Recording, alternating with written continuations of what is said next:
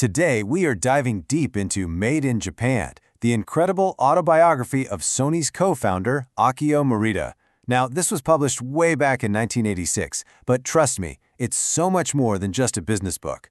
It's a raw, first-hand story of how you build a global empire from the literal ashes of war. If you're an innovator, an entrepreneur, or any kind of leader, this is one you really need to hear about.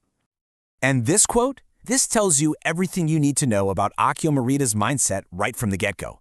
It's bold, it's competitive, and it shows you that he wasn't just building a company. No, he was on a mission to prove to the entire world what Japan was truly capable of. All right, let's get into it. Section 1. A company born from ash. Because to really understand the legend of Sony, you have to see exactly where it all began. I mean, that's the ultimate startup question, isn't it? And Morita's story gives us one of the most powerful answers you'll ever find. An answer forged in, well, probably the most difficult circumstances imaginable. Just try to picture this for a second. This was Tokyo right after World War II. Complete and utter devastation. The book paints this grim picture of a city with empty shelves, sickness everywhere, and people just struggling to survive day to day.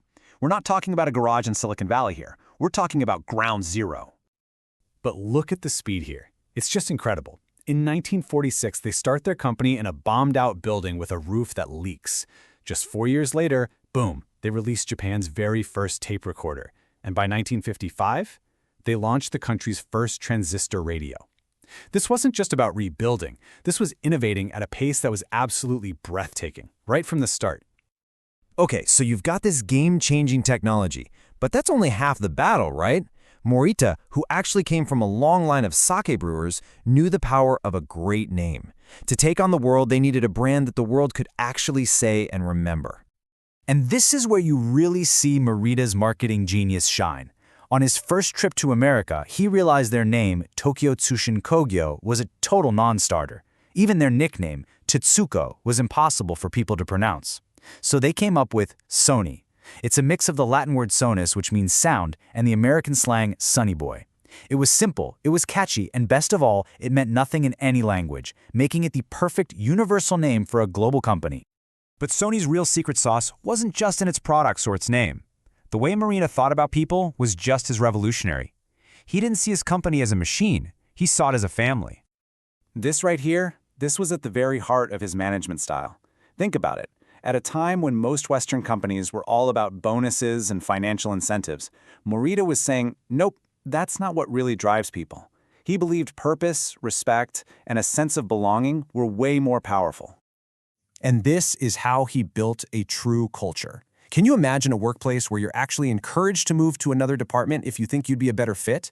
Or where, when something goes wrong, the focus isn't on finding someone to blame, but on everyone jumping in to fix it? That deep level of trust is exactly what fueled their insane speed of innovation. It created this fearless environment where people weren't afraid to try things, to fail, and to chase those wild ideas that led to their biggest wins. You know, the whole book is just packed with these incredible insights. This family philosophy was the foundation for everything, but we've pulled out 5 of the most powerful lessons that really define Morita's leadership. Lesson 1. Welcome disagreement. For Morita, arguing wasn't a problem, it was a strength. It was the best way to pressure test an idea and avoid huge mistakes.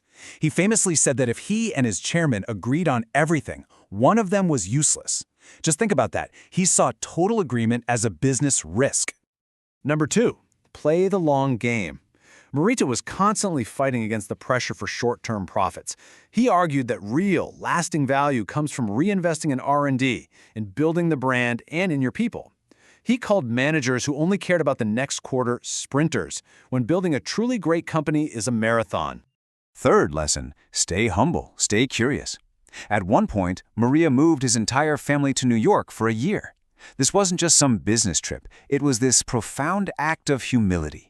He knew that to sell to the world, you first had to understand the world, and you can't do that from an office back in Tokyo. Fourth, you have to compete with honor. Morita was a fierce competitor, no doubt about it, but he never believed in crushing a rival just for the sake of it. In an age of hostile takeovers, this idea of leaving your competitor with their dignity, their face, was completely radical. It was about winning, sure, but winning the right way. And finally, his vision was bigger than just Sony. And this is what it was all really about. His true mission wasn't just about making money for his company, It was about national pride. It was about transforming the Made in Japan label from a symbol of cheap, low-quality goods into a world-renowned badge of excellence. And well, he did it. So when you put it all together, the incredible journey, the powerful philosophy, what's the final word on Made in Japan? Well, hands down, this book is a masterclass in vision and execution. And what's great is that it's filled with all these personal stories that really bring the journey to life. Now, you do have to remember, it is an autobiography, so you're getting the story from one, admittedly brilliant, but singular point of view. But if you take away just one single thing from his story, let it be this. The triumphs of Sony weren't just about transistors or the Walkman. They were built on a foundation of trust, of fostering that family culture, and of betting on the potential of people above everything else. And for its timeless lessons on leadership, innovation, and culture, Made in Japan gets a solid 9 out of 10. It is absolutely an essential read for anyone who wants to build something that truly matters. So if Morita's story has you feeling inspired and you're wondering what to read next, we've got a couple of other fantastic books about visionary founders that you are definitely going to love. First up is Shoe Dog by Phil Knight. It gives you that same raw, chaotic, how did we pull this off feeling of building Nike from nothing. And then, of course, there's Walter Isaacson's biography of Steve Jobs, a deep dive into another perfectionist who, just like Morita, was obsessed with creating things the world didn't even know it wanted yet. So I'll leave you with this question, one that's really inspired by Morita's own principled life. For him, it was things like long-term vision and valuing his people that were totally non-negotiable. What about you? What's the one core principle in your life or your work that you would never, ever compromise on?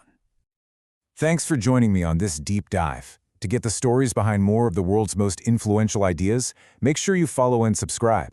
We'll see you next time.